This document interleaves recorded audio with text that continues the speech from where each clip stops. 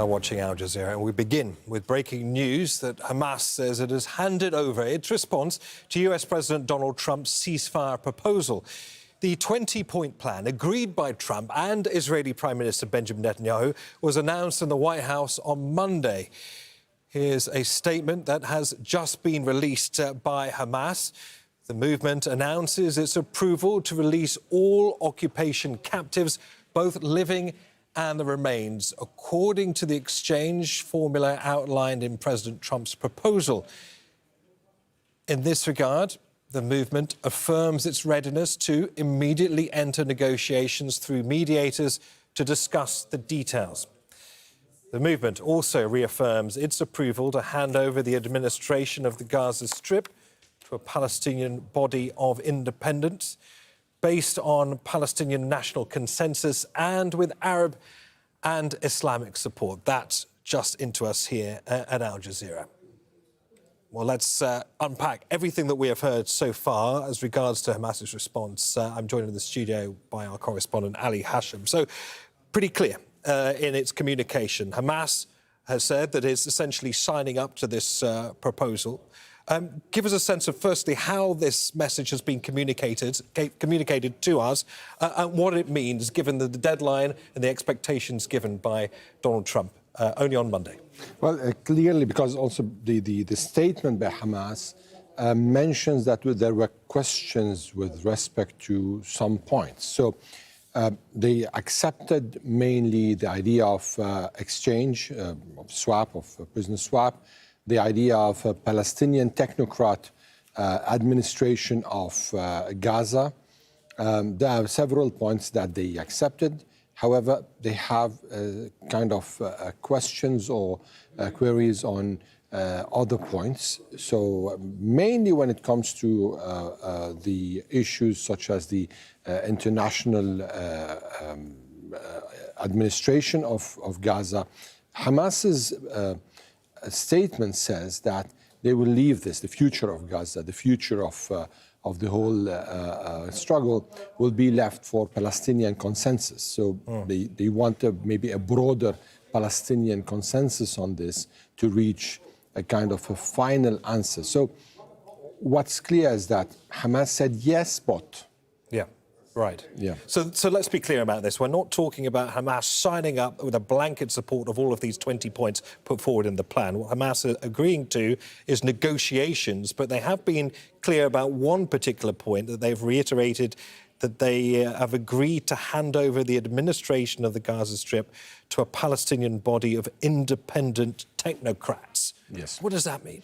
Well, this means that Hamas is ready to discuss, I mean, at least whenever there's a Palestinian administration of Gaza, a technocrat, people who are professionals, who are being chosen by Palestinian factions and the Palestinian Authority at the end, because it will have a say in that, those are going to be the ones taking charge of Gaza. But we need, of course, to know what's Hamas's point of view on the arms issue, because one of the main points in the 20 points paper is disarming Hamas and giving them a safe passage towards any place they want to go to. Is this something that they signed to or not? I think probably this is one of the points that they would like to have answers on. They will have kind of several red lines on to get their answers. But the positive thing here is that Hamas did not go for a no, which was kind of expected by some analysts. Hamas showed a lot of positivity here by accepting the spirit of the paper and praising President Trump's initiative. So in this way, they are showing that they are ready to extend their hand. However, they have reservations. They have some points that they want clarifications over. And the ball now is in President Trump's court.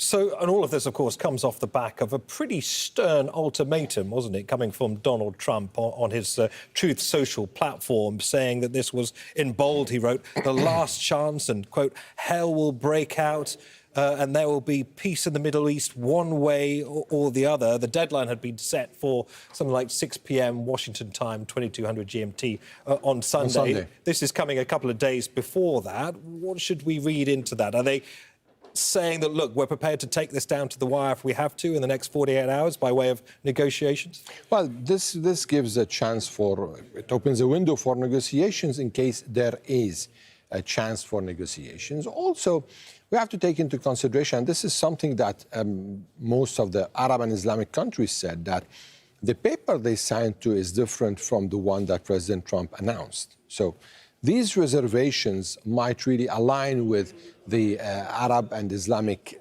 position. So this could be also backed by the Arab and international and Islamic states that support the paper. And within the coming 48 hours, there's a possibility for a lot of exchange. There is a possibility for a lot of clarifications that could, in a way, bridge the gap. There's, of course, big gaps with respect to disarming Hamas. There is a big gap there. Also, with respect to Hamas's view of the international body that will govern Gaza, which President Trump called the Peace Council. So Hamas, I think, they have a lot of reservations on this. This is the council chaired by Donald Trump, by Tony Blair, former UK Prime Minister on the board. So probably they have a lot of reservations on this because, in a way, it isolates Gaza from the whole Palestinian cause. And this is an issue that I think Hamas is taking into consideration. They do not want to see Gaza isolated from the bigger picture. All right, Ali, we'll no doubt be with you again to talk about this. For the time being, let's leave it there. Just to remind our viewers, we have had a response from Hamas to the 20-point proposal put forward by Donald Trump only on Monday. The response is positive. It comes a couple of days before a deadline very much set by Donald Trump earlier on the day of 6 p.m. Washington time on Sunday. The response is described as being positive. It has suggested that some work still needs to be done, but that there is a spirit of cooperation in regards to response by Hamas. Well, just a few hours ago, the White House Press Secretary Caroline Leavitt warned Hamas it must accept the deal. The entire world should hear the President of the United States loud and clear, and Hamas has an opportunity to accept this plan and to move forward in a peaceful and prosperous manner in the region. And if they don't, the consequences, unfortunately, are going to be very tragic.